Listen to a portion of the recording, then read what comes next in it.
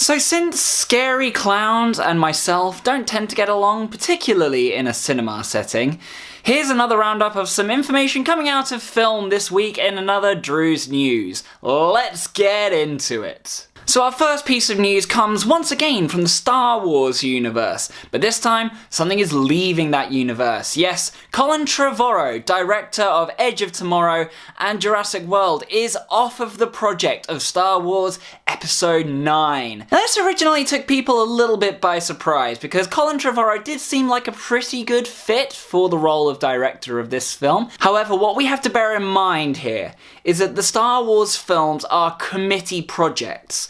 And what the committee behind Star Wars wants is a director that will come in, follow the guidelines, stick to what they want to have done, and do a good job on it. Now, J.J. Abrams has proven that this is possible, and everyone is so far praising Rian Johnson for his efforts on Star Wars The Last Jedi. Now, this news comes shortly after the departure of Phil Lord and Chris Miller from the Han Solo standalone project, to which Ron Howard then stepped up to the mark as director. And everyone seems to be pretty happy with that. And a lot of people suggested that maybe he would take over from Colin Trevorrow. It was also suggested that perhaps Steven Spielberg would step in as director for this project, to add a really nostalgic tone to the final part of this trilogy.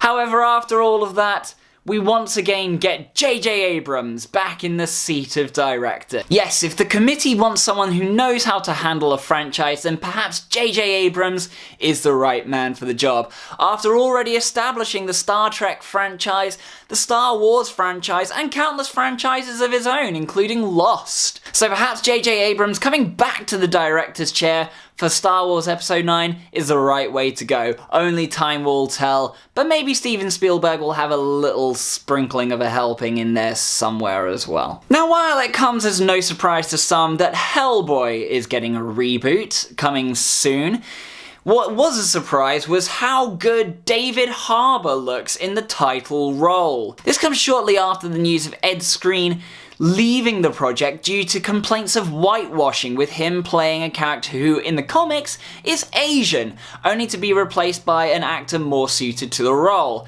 But David Harbour, however, is getting no complaints with the way that he looks as our main guy, Big Red. Now, a lot of people have compared the look that he has now to the look that Ron Perlman had from the original, and noticing that they are very much the same. But why is that? Well, I personally believe it's because they nailed the look pretty well with Ron Perlman in the original look, so if it ain't broke, don't fix it. Now, the producers of this film have said that this is not really an origin story, which is good because we kind of already have that with the original version. And particularly since Guillermo del Toro has definitively said that he is not going to do a sequel to his films, it's kind of a nice thing that there's going to be a new exploration of the universe that Hellboy exists in, particularly since they've said this could be more along the lines of a horror film, with him fighting more supernatural entities. Now, while we're on the subject of reboots and reworkings,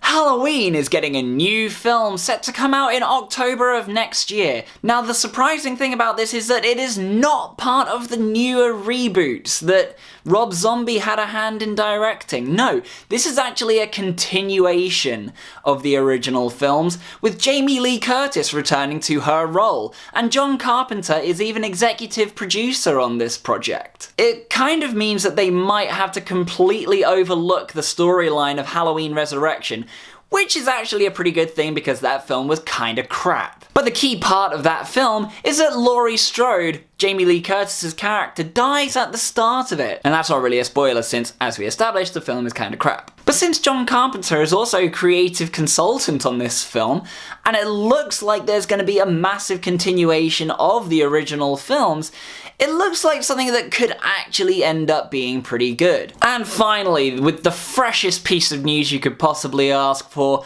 just today, a trailer dropped for the new Tomb Raider film starring Alicia Vikander. Whereas our first outing with Lara Croft starring Angelina Jolie in the title role was a little bit OTT, but it was fun while it lasted, This looks to be taking on a little bit more of a serious and more grounded role, with the storyline looking like it's being taken from the first of the new series of games. Now, the trailer does make the film look like it's got all of the parts of a summer blockbuster that you could possibly want, but Alicia Vikander at least really looks the part for this, as a younger, newer Lara Croft, who's just starting out on her adventures in tomb raiding, hence the title. But overall, the trailer has me excited. It's got notes of Arrow in there, it's got notes of Uncharted, and it looks like it's staying pretty faithful to what made Tomb Raider so interesting. So that's due out next year, and I'm sure there are more trailers for that to come. And that about rounds it up for this episode of Drew's News. What was your piece of news that you were most excited about? Is there anything else that you've heard recently that you're excited about that I might have missed? All comments are welcome in the comment section below. Let's talk nerdy. As always, if you've liked what you've seen here and you want to see more, don't forget to hit that subscribe button to see more in the future. And you can click right here to see some more videos. And until that point, I will see you next time.